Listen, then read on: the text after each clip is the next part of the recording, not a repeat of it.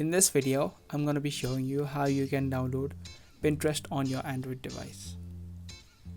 So if this sounds helpful, then watch this video till the end.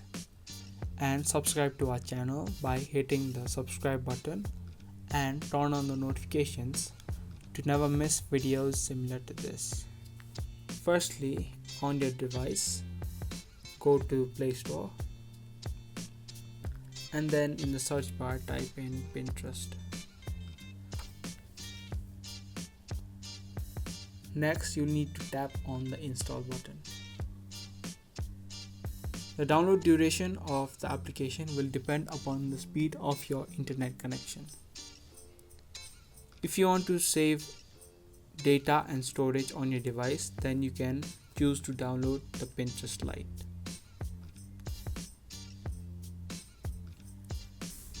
After the application has been downloaded, tap on Open.